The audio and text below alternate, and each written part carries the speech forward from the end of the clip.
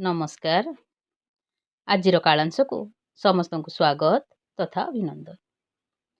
ଆଜି ଆସ ଆମେ ଆଉ ଗୋଟେ କାହାଣୀ ଶୁଣିବା। କାହାଣୀର ନାମ ହେଲା କୁନୁ ହାତୀର ଜନ୍ମଦିନ। ବଡ଼ ଜଙ୍ଗଲଟିଏ ଥିଲା। ସେ ଜଙ୍ଗଲରେ ବାଘ, ଭାଲୁ, ହାତୀ, ହରିଣ, ମାଙ୍କଡ଼, ସାପ, ବିଭିନ୍ନ ପ୍ରକାର ପକ୍ଷୀ, ଏମିତି ଅନେକ ଜୀବଜନ୍ତୁ ଖୁସି ମନରେ ରହୁଥାନ୍ତି। ଦଳେ ହାତୀ ବି ରହୁଥାନ୍ତି। ସେହି ହାତୀ ଦଳରେ କୁନୁ ହାତୀଟିଏ ଥିଲା। ହାତୀମାନେ ତା ନାଁ ରଖିଥାନ୍ତି କୁନୁ। ହାତୀମାନେ ଜଙ୍ଗଲର ଡାଳପତ୍ର ଖାଇ ଖୁବ୍ ଖୁସିରେ ରହୁଥାନ୍ତି। କୁନୁ ହାତୀ ତା ମା ପାଖେ ପାଖେ ସବୁଦିନ ଥାଏ। ସବୁଦିନ ମା ସାଙ୍ଗରେ ସାଙ୍ଗରେ ବୁଲୁଥାଏ। ମା ସାଙ୍ଗେ ସାଙ୍ଗେ ମା ପାଖେ ପାଖେ ଖେଳୁଥାଏ। ଟିକିଏ ଏପଟ ସେପଟ ହୋଇଗଲେ ମା ହାତୀ ତାକୁ ଶୁଣ୍ଢରେ ପାଖକୁ ଟାଣି ଆଣେ। କୁନୁ ହାତୀ କେତେବେଳେ କାନ ହଲେଇ ହଲେଇ ତା ମା ପେଟ ତଳେ ପଶିଯାଏ। ପୁଣି ଶୁଣ୍ଢ ଟେକି ଲାଞ୍ଜକୁ ହଲେଇ ହଲେଇ ଦୌଡ଼େ। ଏମିତି ବହୁତ ମଜା କରେ। ବଡ଼ ହାତୀମାନେ ମଧ୍ୟ କୁନୁ ହାତୀ ସାଙ୍ଗରେ ଖେଳନ୍ତି। ଦିନେ ମା ହାତୀ ଜଙ୍ଗଲର ସବୁ ପଶୁପକ୍ଷୀମାନଙ୍କୁ କହିଲା, କାଲି ଆମ କୁନୁର ଜନ୍ମଦିନ। ଆମେ ସମସ୍ତେ ମିଶି ତା ଜନ୍ମଦିନ ପାଳନ କରିବା। ମା ହାତୀଙ୍କ କଥା ସଭିଙ୍କ ମନକୁ ପାଇଲା। ସମସ୍ତେ ପେଁ ଶବ୍ଦ କରି ଶୁଣ୍ଢ ଉପରକୁ ଟେକି ମୁଣ୍ଡ ହଲାଇଲେ। ତା ପରଦିନ ସକାଳୁ ସକାଳୁ ଉଠି ସବୁ ହାତୀ କୁନୁ ହାତୀକୁ ଜଙ୍ଗଲ ଭିତରେ ଥିବା ନଈକୁ ନେଇ ସଫା କରି ଗାଧୋଇ ଦେଲେ। ପାଣିରୁ ଗାଧୋଇବାରୁ କୁନୁ ହାତୀର ମନ ଖୁସି ହେଇଗଲା। ପାଣିରେ ଶୁଣ୍ଢ ବୁଡ଼ାଇ ଘୁଡ଼ୁ ଘୁଡ଼ୁ ଶବ୍ଦ କଲା। ସବୁ ହାତୀ କୁନୁ ହାତୀକୁ ନେଇ ଗୋଟେ ପଥର ଉପରେ ବସାଇ ଦେଲେ। ଗୁଣ୍ଠୁଣି ହାତୀଟିଏ ଦୌଡ଼ି ଦୌଡ଼ି ଯାଇ ଖଣ୍ଡି ଚନ୍ଦନ କାଠ ଆଣିଲା। ଚନ୍ଦନ କାଠକୁ ଶୁଣ୍ଢରେ ଧରି ପଥର ଉପରେ ସର୍ ସର୍ ସର୍ ସର୍ ଘଷି ଦେଲା। ସେ ଚନ୍ଦନକୁ ଟିପି ଟିପି କରି କୁନୁ ହାତୀର କପାଳରେ ସୁନ୍ଦର ଭାବରେ ଲଗାଇଦେଲା। କୁନୁ ହାତୀ ବହୁତ ସୁନ୍ଦର ଦେଖାଗଲା। ଆଉ ଦୁଇଟି ହାତୀ କ'ଣ କଲେ ନା, ଜଙ୍ଗଲରୁ ଲତା ଡାଳ ଆଣି ବର ଓହଳରେ ସୁନ୍ଦର ଦୋଳିଟିଏ କଲେ। କୁନୁ ହାତୀକୁ ଶୁଣ୍ଢରେ ଟେକି ଦୋଳିରେ ବସାଇ ଦେଲେ।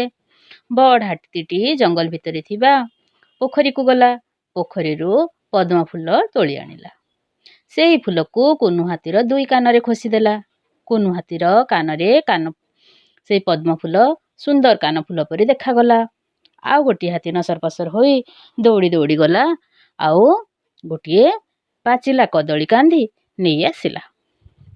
ଅନ୍ୟ ହାତୀମାନେ ବି ଅନେକ ପାଚିଲା ପାଚିଲା ଫଳମୂଳ ସବୁ ଆଣିଲେ।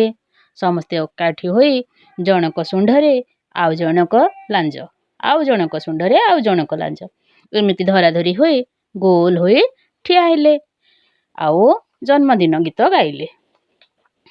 ଶୁଭ ବେଳାରେ ତୋର ଜନମ ଆଜି, ଜନମ ଆଜି, ଫୁଲ ଚନ୍ଦନରେ ଦେବି ମୁଁ ସାଜି, ଦେବି ମୁଁ ସାଜି, ଫୁଲ ଚନ୍ଦନରେ ଦେବି ମୁଁ ସାଜି, ଦେବି ମୁଁ ସାଜି, ଗାଇବି ମଙ୍ଗଳ ଗୀତ, ମନାସିବି ସୁବାସିତ, ଗାଇବି ମଙ୍ଗଳ ଗୀତ, ମନାସିବି ସୁବାସିତ, ତୋରି ଲାଗି କୁନୁ ହାତୀ, ତୋରି ଲାଗି, ତୋରି ଲାଗି କୁନୁ ହାତୀ, ତୋରି ଲାଗି, ଶୁଭ ବେଳାରେ ତୋର ଜନମ ଆଜି, ଜନମ ଆଜି, ବଡ଼ ହୋଇବୁ କାମ କରିବୁ, କରିବୁ ଭଲ କାମ, ଗୁରୁଜନଙ୍କ କଥା ମାନି ତୁ ରଖିବୁ ଦେଶର ନାମ,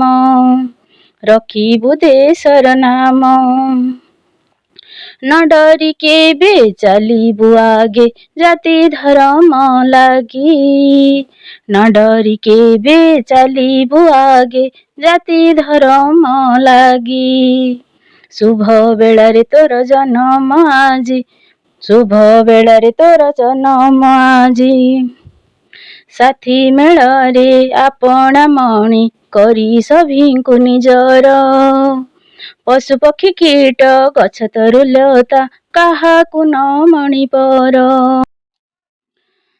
ସାଥୀ ମେଳରେ ଆପଣା ମଣି କରି ସଭିଙ୍କୁ ନିଜର। ପଶୁପକ୍ଷୀ କୀଟ ଗଛ ତରୁଲତା କାହାକୁ ନ ମଣିପର।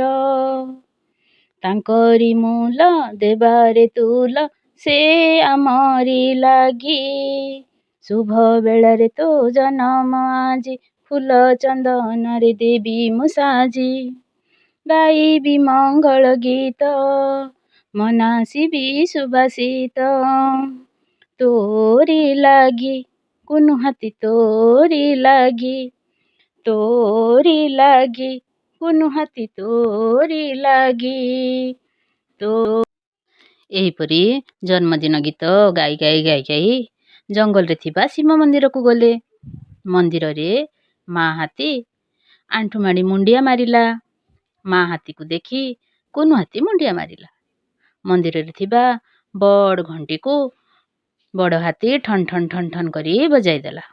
ମା ହାତୀ ଶିବଲିଙ୍ଗରେ ପାଣି ଢାଳିଲା। କୁନୁ ହାତୀ ଶିବଲିଙ୍ଗରେ ଫୁଲ ଚଢ଼ାଇଲା। କୁନୁ ହାତୀ ଭୋଗ ଆଣି ମନ୍ଦିର ବାହାରେ ଥିବା ଠେକୁଆ ଛୁଆ, ମାଙ୍କଡ଼ ଛୁଆ, ଭାଲୁ ଛୁଆ, ହାତୀ ଛୁଆ ସମସ୍ତଙ୍କୁ ଖାଇବାକୁ ଦେଲା। ବଡ଼ ହାତୀ ଗଛଟି ଆଣି କୁନୁ ହାତୀର ଶୁଣ୍ଢରେ ଧରାଇ ଦେଲା। କୁନୁ ହାତୀ ସେ ଗଛଟିକୁ ମନ୍ଦିର ପାଖ ବେଢ଼ାରେ ଲଗାଇଦେଲା। ଶୁଣ୍ଢରେ ପାଣି ଆଣିଦେଲା।